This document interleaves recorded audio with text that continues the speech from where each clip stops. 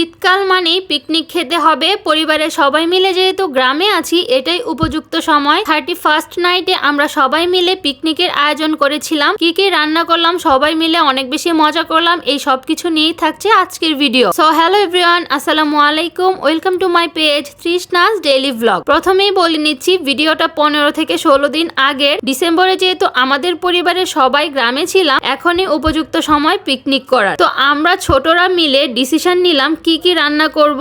আমাদের পিকনিকের আইটেম ছিল হাঁসের মাংস, ভুনা খিচুড়ি, চিকেন বারবিকিউ এবং বড় একটা কেক, সাথে অনেক ধরনের বোম, ফানুস এগুলাও ছিল। এই সব কিছু হিসাব করে চাঁদা ধরা হয়েছিল জন প্রতি 540 টাকা করে। এবার সবার কাছ থেকে চাঁদা তোলার পালা। এবার আমরা ছোটরা সবাই মিলে বড়দের কাছে যাচ্ছিলাম চাঁদা উঠানোর জন্য। প্রথমেই আমার দাদা শ্বশুরের কাছে গিয়েছিলাম। তো আমার দাদা শ্বশুর তো দুষ্টামি করে 20 টাকা দিয়েছিল, তারপরে 540 টাকা দিয়েছিল। দাদা শ্বশুর তো প্রথমেই বলেছিল যে তোমাদের চাঁদা তোলা লাগবে না, আমি সব টাকা দিব পিকনিকের। তো আমরা তখন মানা করে দিলাম যে পিকনিকের মজা হচ্ছে তা চাঁদা তুলে পিকনিক করা, তো আপনি যদি চাঁদাটা দিয়ে দেন তাহলে মজাই হবে না। এই জন্য সবার কাছ থেকে আমরা চাঁদা তুলছিলাম একে একে করে। তো আমার শ্বশুর, ছোট ফুপা, বড় ফুপা ওনারা তো টাকা নিয়ে বসে আছে, আমাদেরকে দেখাচ্ছে, এই যে আপনারা দেখতেই পাচ্ছেন। তো আমরা একে একে গিয়ে চাঁদাটা তুলছিলাম। অ্যাকচুয়ালি প্রত্যেক পরিবারের যতজন সদস্য আছে তাদের মেইন যে ছিল তার কাছ থেকে আসলে আমরা চাঁদাটা তুলছিলাম। তো প্রথমে আমার শ্বশুরের কাছ থেকে নেওয়া হলো। আমাদের পরিবারে 6 জন ছিল, আমার শ্বশুর আমাদের 6 জনের টাকাটা দিয়ে দিল। তারপর আমার ছোট ফুপার ফ্যামিলিতে 4 জন ছিল, তো 4 জনের টাকা দিয়েছে। তারপর বড় ফুপার ফ্যামিলিতে 5 জন ছিল, 5 জনের টাকা দিয়ে দিয়েছে। এবার আমার বড় চাচা শ্বশুরের ফ্যামিলিতে 5 জন ছিল, তো ওই 5 জনের টাকা দিয়ে দিয়েছে। তো এভাবে করে প্রত্যেক জনের কাছ থেকে আমরা চাঁদাটা তুলে নিলাম। বড়রা গিয়েছে বাজার করার জন্য, আমরা ছোটরা যারা আছি তারা এবার কলা পাতাগুলো কেটে নিব। আপনাদের কি মনে আছে এই খেলনাটার কথা? ছোটবেলায় অনেক বেশি খেলতাম। কলার এই মাঝখানে ডাটিটা দিয়ে এভাবে বাড়ি দিলে অনেক বেশি শব্দ হতো। আজকের পিকনিকের প্রধান আকর্ষণই হচ্ছে কলা পাতায় খাওয়া হবে। এই ব্যাপারটা অনেক বেশি ভালো লাগে। আর গ্রামের পিকনিক কলা পাতায় খাওয়া ছাড়া তো একদমই জমে উঠবে না। তো সবগুলো কলা পাতা এভাবে কেটে ধুয়ে পরিষ্কার করে নিয়েছি। এবার দুপুরে খাওয়ার জন্য খাসির মাংস রান্না করা হচ্ছে। এটা দেখে আমাদের ছোটদের তো সবার মুড়ি দিয়ে খেতে ইচ্ছে করছিল, তো আমরা অনেকগুলো মাংস নিয়ে নিলাম। এবার একটা বোলের মধ্যে অনেকগুলো মুড়ি নিলাম। এবার মাংস এবং মুড়ি একসঙ্গে মাখিয়ে খেতে জাস্ট অমৃত লাগছিল। এই খাবারটা কার কার ভালো লাগে অবশ্যই কমেন্ট করে জানাবেন। আমাদের তো অনেক অনেক বেশি পছন্দের, আর সবাই মিলে এভাবে কারাকুরি করে খেতে তো দারুণ মজা লাগে। তারপর আমরা আসলে মেইনলি রান্না করার পালা ছিল আমাদের ছোটদের, কিন্তু আমরা এখানে সেখানে ঘুরে বেড়াচ্ছিলাম, রান্না করার কোনো খবর নাই। আর পিকনিকটা রাতে খাওয়া হবে, এই জন্য রাতের আইটেম হিসেবে রান্না করা হচ্ছিল। তো আমরা যে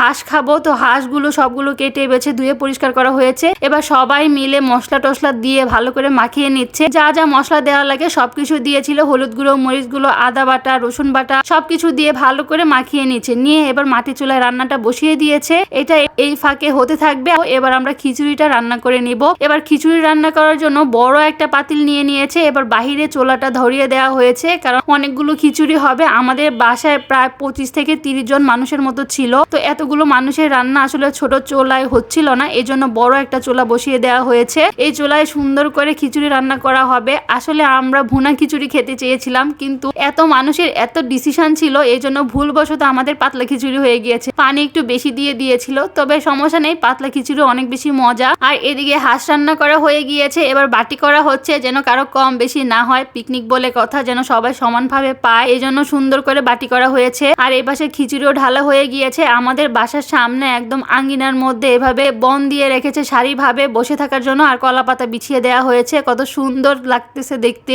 এবার সবার প্লেটে প্লেটে মানে সবার পাতায় পাতায় দিয়ে দেওয়া হচ্ছে খিচুড়ি, শসা, তারপর পেঁয়াজের একটা সালাদ করেছিল পেঁয়াজ আর মরিচ দিয়ে, তো সেটাও দিয়ে দিচ্ছে। আর হাঁসের মাংস অনেক বেশি মজা হয়েছিল খেতে, সবাই তো অনেক বেশি পছন্দ করেছিল। সব থেকে বড় কথা হচ্ছে আমরা সবাই মিলে একসঙ্গে আনন্দ করে খাচ্ছি, এটাই সব থেকে মজা। পরিবারের সবাই একসঙ্গে হলে অনেক বেশি আনন্দ হয়, অনেক বেশি মজা হয়। অনেকদিন পরে এভাবে আমাদের পরিবারের সবাই একসঙ্গে হয়েছিলাম, অনেক অনেক বেশি মজা লেগেছিল। আর বাহিরে বসে খেতে এই দৃশ্যটা অনেক বছর পরে আসলে আমরা করেছিলাম। আমরা এরকম দৃশ্য আসলে সব সময় হয় না, তো সবাই অনেক বেশি খুশি ছিল, সবার অনেক বেশি ভালো লাগছিল। তো খাওয়া দাওয়া শেষ করার পরে রাতের 12টা বেজে গিয়েছিল, তখন কেকটা কাটা হবে অ্যাকচুয়ালি। তো এই কেকটা আনা হয়েছিল, এইটা প্রায় 5 থেকে 6 পাউন্ডের মতো ছিল, অনেক বেশি মজা ছিল এই কেকটা। আমার ননদের বান্ধবীর একটা পেজ আছে, তো ওখান থেকে আমরা আসলে অর্ডার দিয়েছিলাম। প্রথমে আমাদের দাদি কেকটা কাটছিল, আমরা অনেক বেশি দুষ্টামি করছিলাম, সবাইকে মাখিয়ে দিচ্ছিল। আর এত মজা করে কেকটা খেয়েছি, অনেক বড় কেক ছিল, আমরা সবাই খেয়ে শেষ করতে পারছিলাম না। তো যাই হোক, আজকের ভিডিওটা এই পর্যন্তই। কেমন কেমন হলো অবশ্যই জানাবেন। অনেক মজা হয়েছিল, সবাই মিলে অনেক বেশি আনন্দ করেছিলাম। তো আল্লাহ হাফেজ।